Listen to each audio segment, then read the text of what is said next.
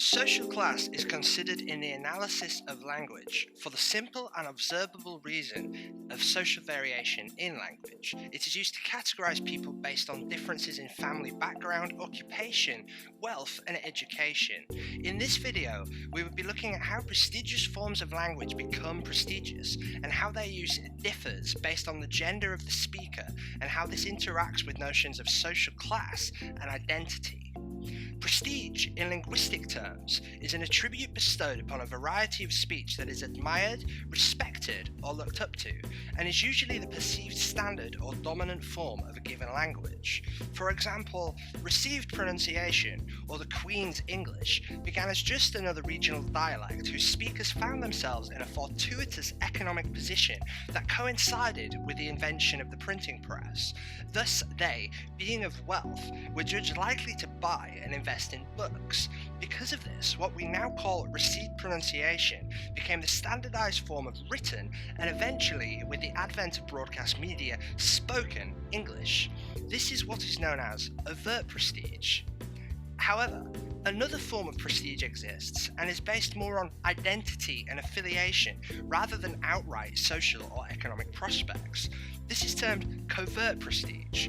Often without awareness, speakers will orient towards specific linguistic patterns with connotations that will serve to define them as members of a certain community or status group, even if that group is seen as lesser or inferior in relation to the perceived standard. This concept is best illuminated in William Labov's 1963 study on the dialect of the island of Martha's Vineyard. Martha's Vineyard was a centre of the North American whaling industry up until the latter half of the 19th century, when the widespread use of whale oil as a fuel was usurped by kerosene. This caused a drastic economic downturn on the island, which lasted generations, and a 1960 census revealed it to have become the poorest county out of 14 in the state of Massachusetts. One economic sector that did eventually expand and begin to bring money to the island was tourism. Martha's Vineyard became a popular summer destination, with many large houses and plots of land, once owned by established island families, being bought up as holiday homes by the wealthiest among the tens of thousands of what the islanders came to call summer people. And so, many of the islanders became reliant on these summer people for their livelihoods, barely scraping out a living in the service industry. This reliance bred resentment. The loss of true self-sufficiency and independence amounted to an insult laid atop an injury, and it is this sequence of events that resulted in a phonetic shift in the native Martha's Vineyard accent. For on the island there was a town known as Chilmark, where fishing was still a viable profession, and where it still played enough of a role in the local economy that Chilmark hadn't yet had to submit entirely to the whims of the service industry. And so, the fishermen of Chilmark, vineyard men born and bred, strong and skillful, independent, close-knit, and the inheritors of a profession that had strong ties to the heritage and history of the island, became a sort of romanticised ideal for the rest of the islanders. Subsequently, their style of speech started to be adopted by those from all over the island as a way of signifying their own identities as native islanders, separate from the transient summer people.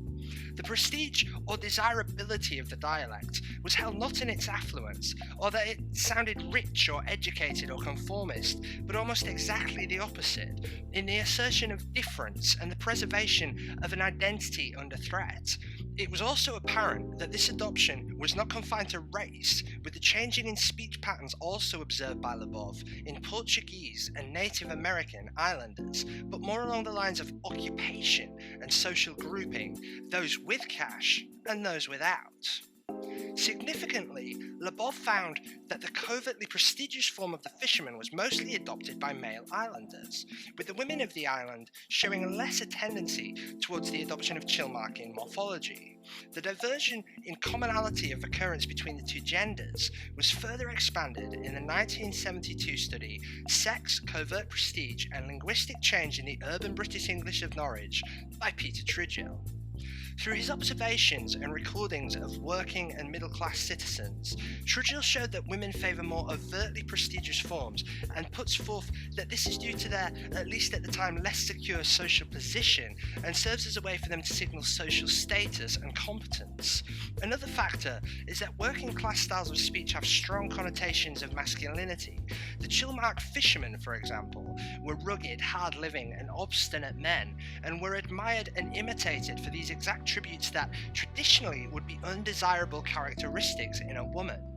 This notion that women are the more prestige conscious of the two sexes became widely regarded as fact in the field of sociolinguistics.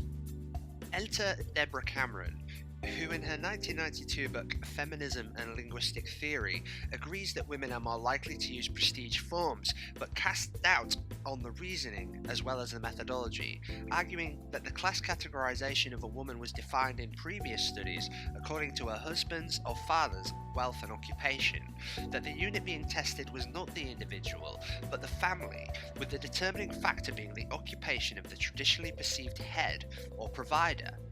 Data from a US census of 1970, and thus roughly contemporary to the aforementioned works of Labov and Trudgill, showed that young women spent longer in education and often had roles in administration, healthcare, or education that required as much or greater skill as traditional men's work such as labouring, and yet did not pay as much.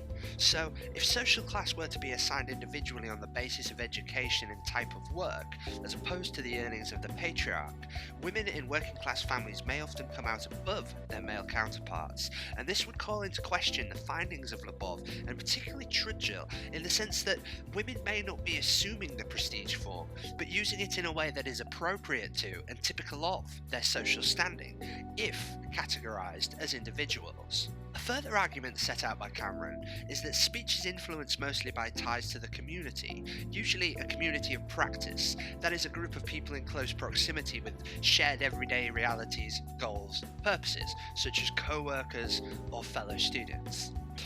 That integration, participation and investment into a community builds and informs one's identity and correlates with the use of relevant standard or non-standard forms of speech. In the often gender-segregated and patriarchal world of the traditional working class, men, typically assuming the role of provider and the one that does stuff, would hang out primarily with other men, such as co-workers, sports enthusiasts or drinking buddies. Therefore, the male tendency to more vernacular forms would make perfect sense. Cameron also cites Leslie Milroy's 1980 work, Language and Social Networks, as proof of the durability of this idea when tested. In Milroy's study of Belfast speech communities, one group of young men, hit hard by a long period of unemployment and therefore a weakening of their social ties and participation in the goings-on of their community, were shown to speak a less vernacular form than the women of that same community who were working and earning. Thus, this theory and its application to past studies brings us to our conclusion that the use of prestige forms is not directly dictated by gender, but relative to gender as affected by social class and community integration.